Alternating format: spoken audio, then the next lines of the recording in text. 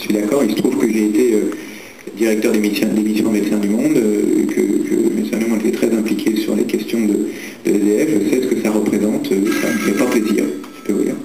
Ah, bon ben il faut qu'on s'arrête alors. Voilà,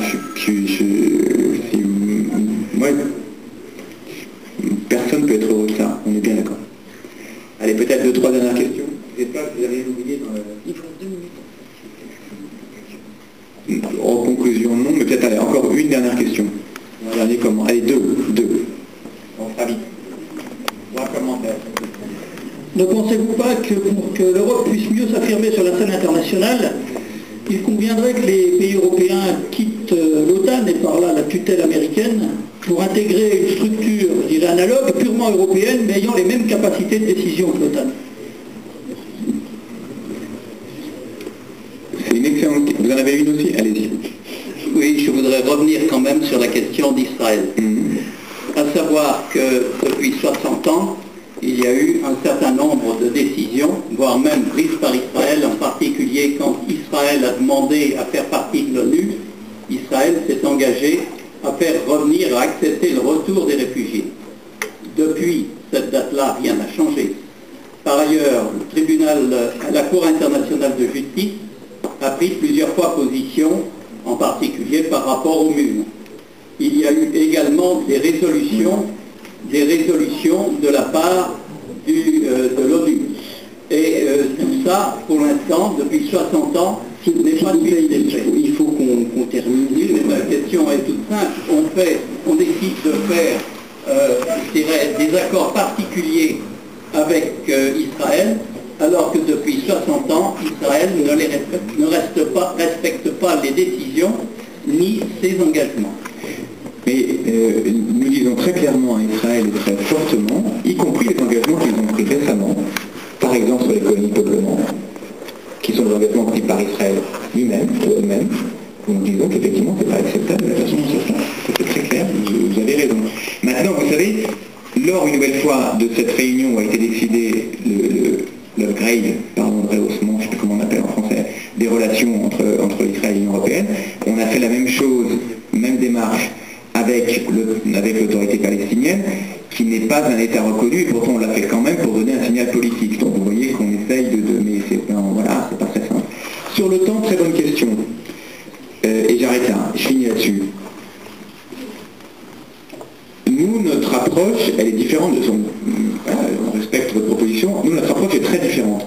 Elle est de dire, et je finirai là-dessus, c'est très bien, elle est de dire, il faut à la fois qu'on pèse à l'OTAN, beaucoup plus, et vous savez que par exemple, y compris sur l'Afghanistan, quand on agrège toutes les contributions européennes, la contribution, y compris en troupes, est supérieure à la contribution américaine.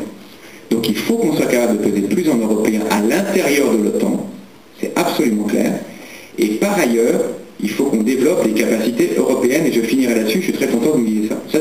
On peut choisir autre chose, mais en tout cas c'est la stratégie qui est retenue, c'est peser plus à l'OTAN et développer une politique européenne de sécurité et de défense. Je finis là-dessus.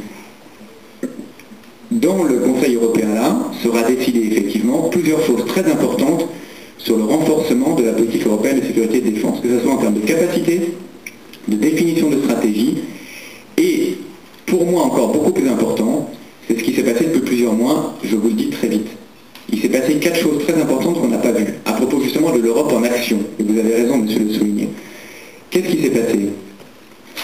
En Géorgie, première opération aussi rapidement déployée d'observateurs européens. Moi je l'ai vu de mes yeux, les troupes se sont retirées, les observateurs européens sont arrivés, les personnes déplacées géorgiennes sont sorties des camps déplacés pour retourner chez elles. Jamais ça n'a été aussi vite, 3 semaines pour déployer cette mission d'observation. Vient d'être lancée la première opération aéronavale maritime, jamais déployée, Atalante, par l'Union européenne, pour répondre à la question de la piraterie maritime en Golfe d'Aden au large des côtes somaliennes.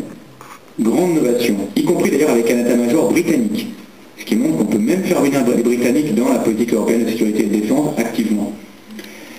Eulex, you like it or not, mais c'est la plus grande opération civile jamais déployée pour l'Europe. Elle vient d'être déployée pour permettre d'assurer d'aider au droit et à l'expression du droit aux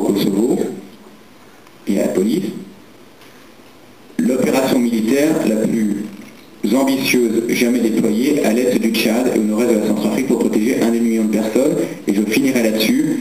La dernière fois que j'y suis allé à l'est du Tchad dans les camps déplacés, c'était il y a 15 jours. Il y a une femme qui s'est levée et qui a dit « J'ai été poursuivi par les Janjaweed au Darfour. J'ai quitté mon village, brûlé par les Janjaweed. » Elle a ajouté « Je ne dirai pas ce qui m'est arrivé par ailleurs. Je suis arrivé à l'est du Tchad, j'ai continué à être poursuivi par les Janjaweed. Je suis aujourd'hui dans un site de déplacés, c'est l'Europe qui me protège. » Voilà.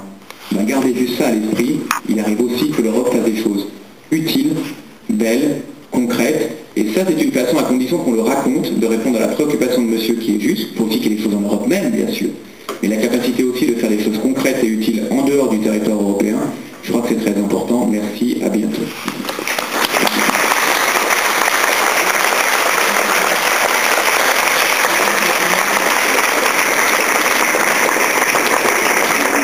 Merci beaucoup, M. Chevalier. Ce débat était très intéressant, c'est frustrant parce qu'on souhaiterait rester plus longtemps avec vous, mais je vous invite à partager un verre et peut-être avoir quelques instants d'échange encore avec M. Chevalier.